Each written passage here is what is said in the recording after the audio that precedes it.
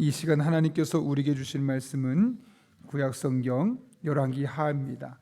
열왕기하 9장 말씀 구약 575쪽에 있습니다. 열왕기하 9장의 말씀을 우리 함께 드라마 바이블로 함께 먼저 읽겠습니다. 제9장.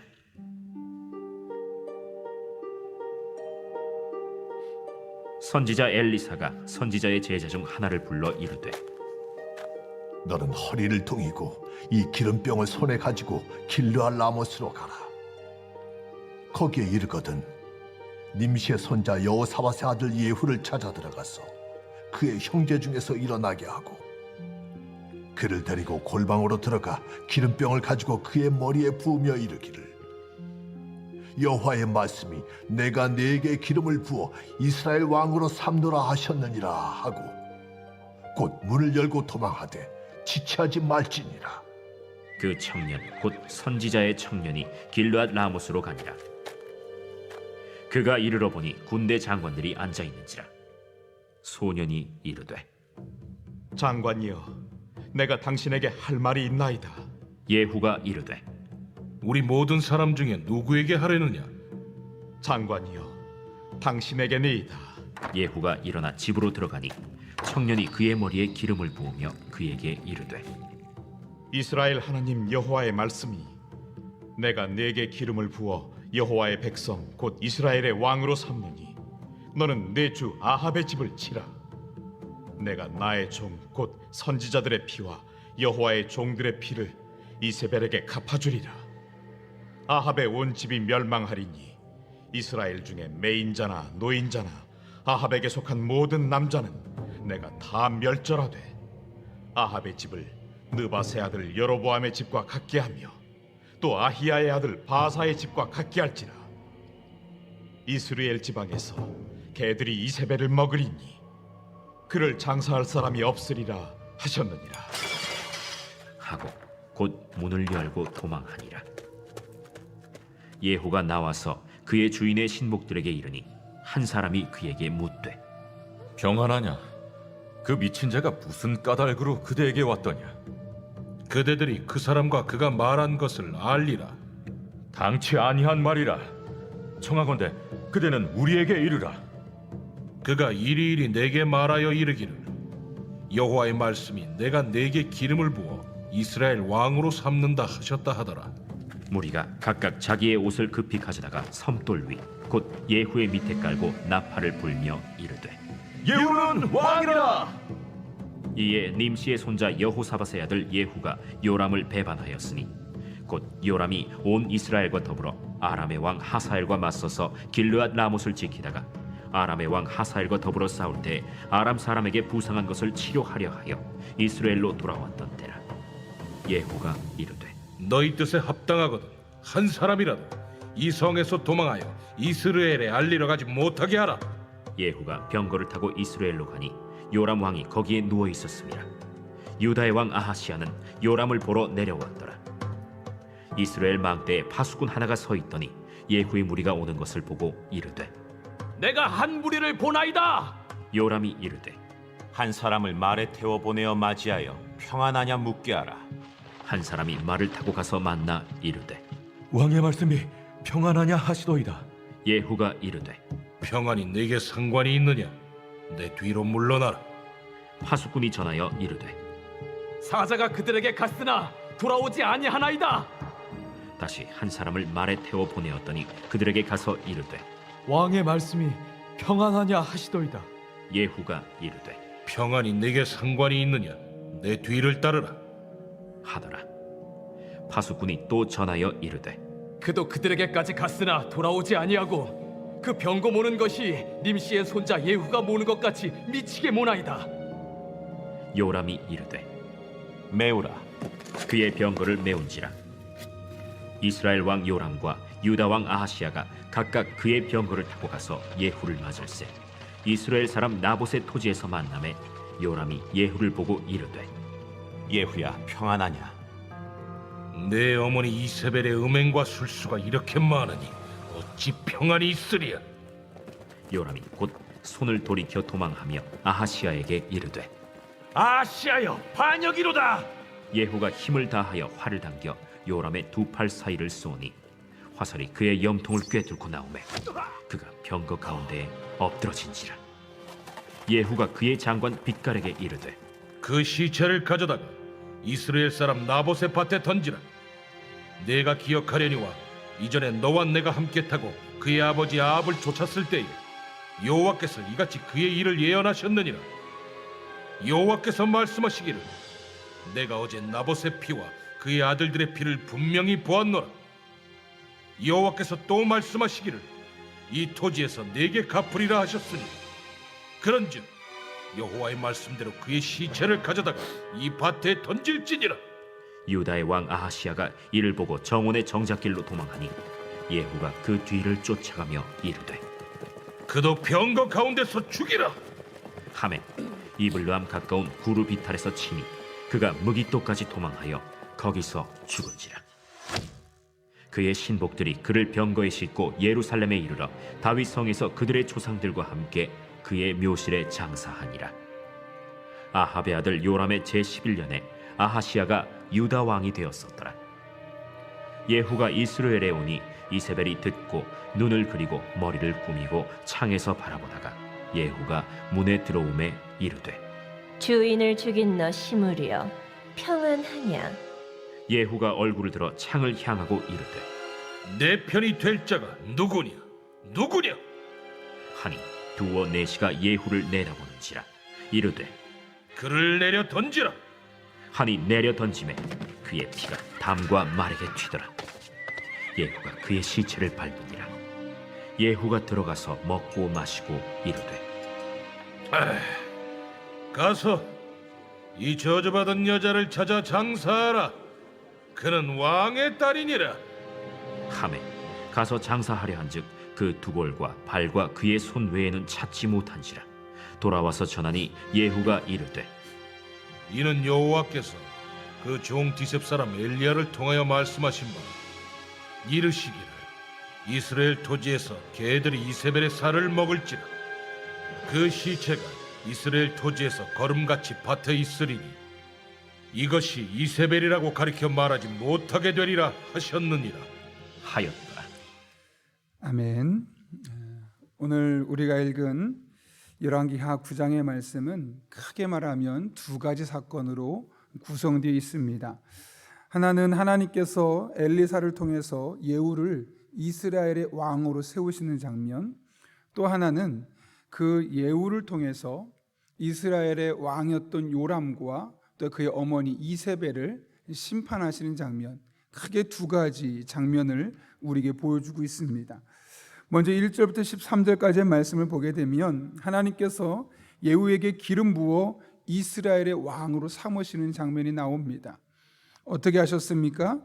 선지자 제자 중에 하나를 불러서 예후에게 찾아가라. 그리고 그에게 기름을 붓고 빨리 도망쳐라 라고 이야기를 전하죠. 그러자 그가 찾아가서 예후에게 기름을 부었는데 그것이 오늘 본문 6절과 7절의 말씀입니다. 예후가 일어나 집으로 들어가니 청년이 그의 머리에 기름을 부으며 그에게 이르되 이스라엘 하나님 여호와의 말씀이 내가 내게 기름을 부어 여호와의 백성 곧 이스라엘의 왕으로 삼노니 너는 내 주 아합의 집을 치라. 내가 나의 종 곧 선지자들의 피와 여호와의 종들의 피를 이세벨에게 갚아주리라 라고 말하면서 예후를 왕으로 삼았고 그를 왕으로 삼으신 이유가 무엇인지를 말씀하는 겁니다. 이렇게 예후가 기름 부음을 받았습니다. 그리고 이제 밖으로 나왔더니 그와 함께 있던 많은 군대 장관들이 그에게 묻습니다. 도대체 좀 전에 너를 찾아왔던 그 사람이 너에게 무슨 이야기를 했느냐?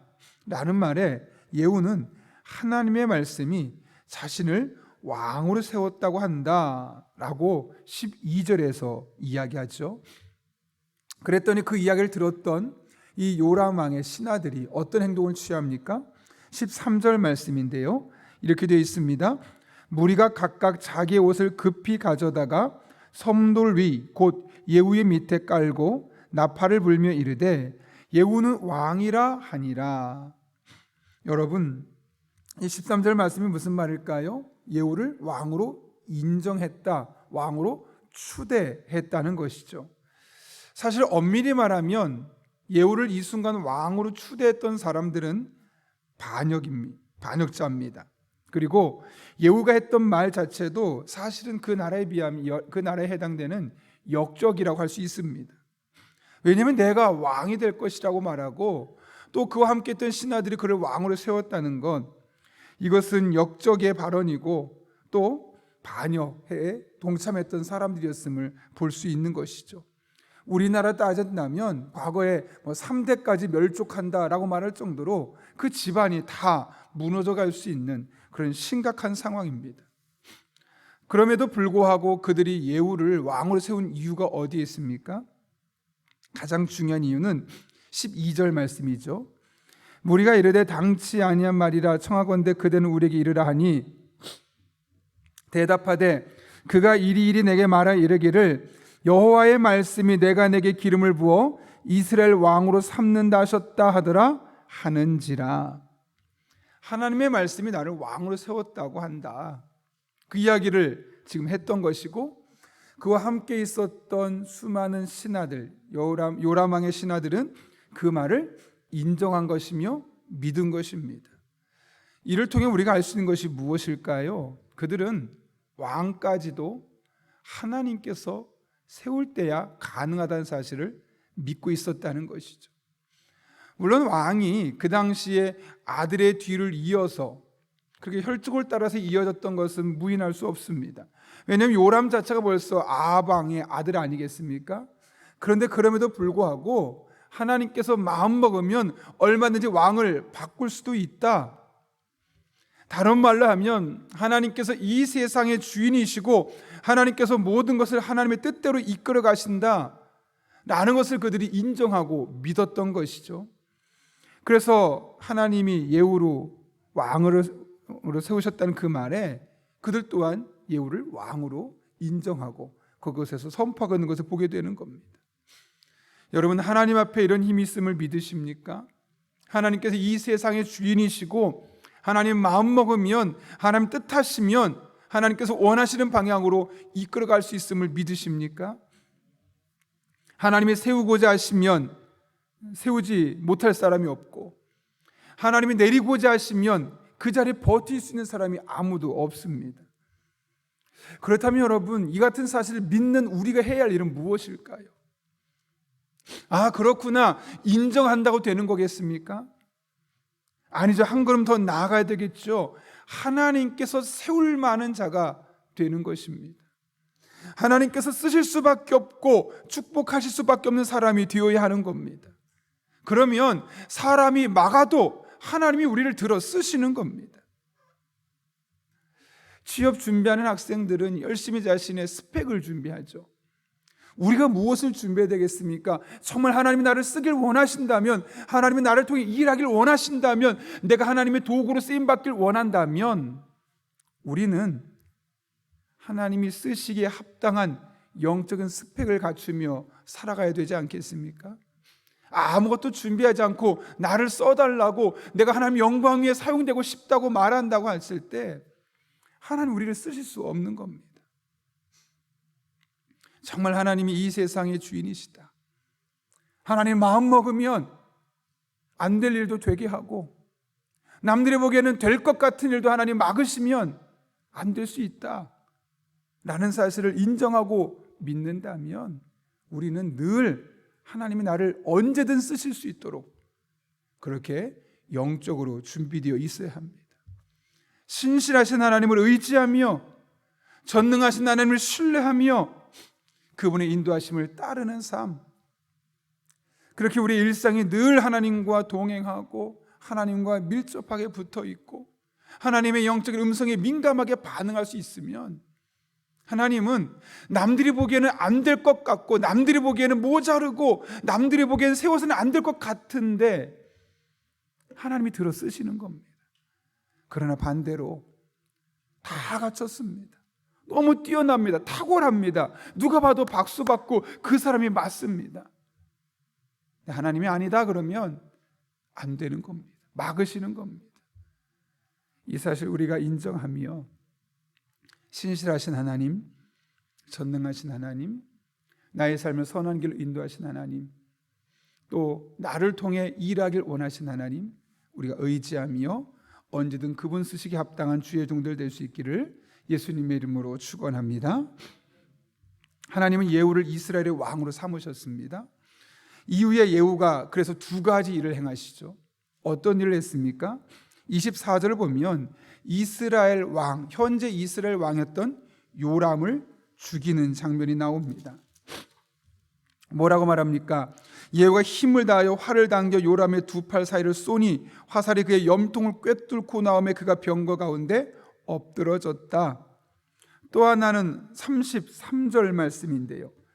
이르되 그가 내려 던지라니 내려 던짐에 그의 피가 담과 말에게 튀더라. 예후가 그의 시체를 밟으니라. 여기 누굽니까? 이세벨. 그러니까 엄마 이세벨과 아들 요람 왕을 예후를 통해 죽게 하셨음을 볼 수 있는 것이죠. 그런데 이 두 사람의 죽음 뒤에 예후가 했던 말을 통해서 우리는 하나님이 하시는 일을 알 수 있습니다. 먼저 요람을 죽이고 뭐라고 말합니까? 25절 보면 이렇게 말합니다. 예후가 그의 장관 빗가락에 이르되 그 시체를 가져다가 이스라엘 사람 나봇의 밭에 던지라. 내가 기억하려니와 이전에 너와 내가 함께 타고 그의 아버지 아합을 쫓았을 때에 여호와께서 이같이 그의 일을 예언하셨느니라. 이렇게 죽을 것을 예언하지 않았느냐? 26절 여호와께서 말씀하시기를 내가 어제 나봇의 피와 그의 아들들의 피를 분명히 보았노라. 여호와께서 또 말씀하시기를 이 토지에서 내게 갚으리라 하셨으니 그런즉 여호와의 말씀대로 그의 시체를 가져다가 이 밭에 던질지니라 하는지라. 여러분, 여기 요람을 죽이고 나서 25절과 26절에 여호와의 말씀 혹은 여호와께서 예언하셨느니라 무려 짧은 구절에 4번이나 반복하고 있음을 보게 됩니다. 이세벨의 죽음 이후에도 마찬가지입니다. 33절에서 이세벨이 죽었음을 말씀하고 나서 36절 돌아와서 전하니 예후가 이르되 이는 여호와께서 그 종 디셉 사람 엘리야를 통하여 말씀하신 바라. 이르시기를 이스라엘 토지에서 개들이 이세벨의 살을 먹을지라. 동일하게 두 사람의 죽음 이유는 하나님께서 과거에 심판하시겠다 그들을 하셨던 그 약속의 말씀을 그대로 이행하셨던 사건임을 우리에게 말씀하고 있는 것이죠. 여러분, 이를 통해 하나님께서 우리에게 무엇을 말씀하시는 걸까요? 하나님은 우리에게 약속의 말씀을 주시고 축복의 말씀을 주십니다. 그래서 그 말씀 붙들고 믿음으로 살고 하나님을 의지하면 실제로 그 약속을 이루어 주셔서 우리의 삶이 복되게 하십니다. 그러나 반대로 성경에서 말하는 심판의 메시지들 또한 우리에게 그대로 임한다는 것을 우리는 잊지 말아서는 안 됩니다. 하나님의 은혜는 양면성이 있습니다. 한쪽에는 은혜를 더하시고 은혜를 따라 축복하시는 것이지만 오히려 경계하기 위하여 우리를 심판하신 하나님으로 나타나고 있음을 말씀하고 있는 것이죠. 그런데 그들은 하나님의 심판을 믿으려 하지 않았습니다. 받아들이려 하지 않았습니다. 여러분, 만약 요람과 이세벨이 하나님의 심판의 메시지를 받아들였다면 그들이 어떻게 행동했을까요? 아마 그런 심판을 받을 만한 행동도 하지 않았을 것이고 그런 메시지를 들었을 때 당장 하나님 앞에 회개하며 돌이키지 않았겠습니까?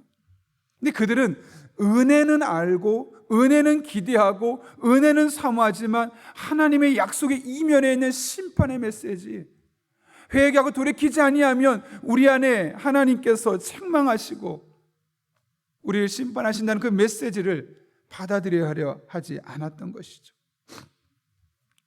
만약 그들이 하나님의 심판의 메시지를 받아들였다면 아마 회개했을 겁니다. 돌이켰을 겁니다. 그리고 이런 허망하게 자신의 목숨을 잃는 그런 일은 당하지 않게 되었을 겁니다.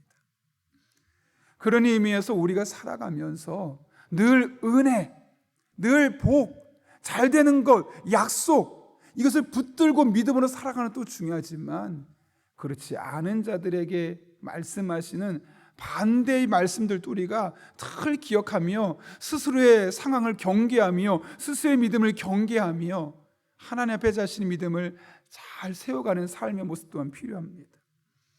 은혜만 있는 것이 아니라 심판도 있습니다. 축복만 있는 것이 아니라 저주도 있습니다. 생명만 있는 것이 아니라 죽음도 있습니다. 이것이 하나님의 양손 안에 들려있는 양면성이라고 할 수 있는 것이죠. 그래서 전도서 저자인 솔로몬은 전도서 12장 14절에서 이렇게 말합니다. 하나님은 모든 행위와 모든 은밀한 일을 선악간에 심판하시리라. 하나님 다 보시는 겁니다. 그리고 이 사람을 선한 일에는 복 주시고 또 악한 일에는 심판하시는 하나님으로 나타나고 있음을 말씀하고 있는 것이죠. 우리가 그동안 살면서 너무 하나님의 은혜에 취해 산 것 같습니다. 여러분, 사람이 술에 취하면 어떡합니까? 몽롱하고 그 좋은 기분에 잠깐 쾌락에 빠집니다. 사람들이 마약을 하는 사람들이 왜 계속 마약을 하는가?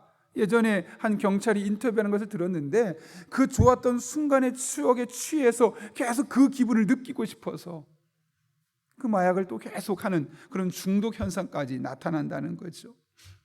혹시 우리가 은혜에만 너무 취해 있지는 않았는가? 그래서 은혜만 생각하고 복만 생각하고 잘 될 것만 기대하고 내가 하나님의 말씀대로 살지 않냐고 하나님 뜻에서 벗어나면 어떤 심판, 어떤 불합리한, 어떤 나에게 좋지 않은 약속이 있는지를 우리가 혹시 잊으면서 한 것은 아닌가 생각해 볼 필요가 있습니다. 성경에 축복의 말씀이 있고 약속의 말씀이 있지만 심판의 말씀이 있고 저주의 말씀이 있고 믿음의 사람들 잘못하면 하나님께서 책망하신다는 말씀이 분명히 양면성으로 존재하는데 너무 은혜, 축복에 취해서 다른 것이 보이지 않는 겁니다. 그래서 어떡합니까? 은혜에 목마르고 은혜만 취해 살다 보니 이리 부딪히고 저리 부딪히다가 오히려 은혜 안에 사는 것이 아니라 은혜에서 벗어나 있는 자신의 모습을 발견하는 것이죠. 그런 의미에서 오늘 우리의 삶을 돌아보아야 되겠습니까? 그리고 혹시 하나님 앞에 내가 회개할 것은 없는지, 돌이킬 것은 없는지, 지금 나의 삶을 하나님이 보실 때 과연 어떻게 평가할 것인지 돌아보며 하나님 앞에 돌이키고 오히려 또 다른 회복의 은혜, 심판 상황 속에서도 나를 다시 건져주신 하나님의 은혜, 그런 은혜를 사모하는 여러분 한 분 한 분 될 수 있기를 바랍니다. 심판 대신 은혜를, 슬픔 대신 희락을, 절망 대신 소망을 여러분들의 삶에 심어주시는 것을 경험하게 될 것입니다. 그런 하나님의 은혜 경험하는 주의 종들 될 수 있기를 예수님의 이름으로 축원합니다. 우리 함께 기도하겠습니다. 거룩하신 아버지 하나님, 오늘도 우리를 주님 전에 불러주셔서 하나님 바라보며 하나님 찬양하며 하나님의 은혜 가운데 거하게 하신 것 진심으로 감사를 드립니다. 아버지 하나님, 우리가 하나님께서 이 세상의 주인이시고 하나님 마음 먹으면 못할 일이 없음을 늘 인정하고 그분 바라보며 그분 의지하며 그분의 인도하심을 구하는 주의 종들 되게 하여 주옵소서. 뿐만 아니라 하나님의 은혜의 말씀뿐 아니고 심판의 말씀, 책망의 말씀 또한 있음을 깨닫고 늘 우리의 신앙을 점검하며 하나님 보시기에 합당한 믿음의 삶을 살아갈 수 있는 주의 종들 되게 하여 주옵소서. 오늘도 우리들의 삶 가운데 함께 수절로 믿사오며 예수님의 이름으로 기도하옵나이다. 아멘.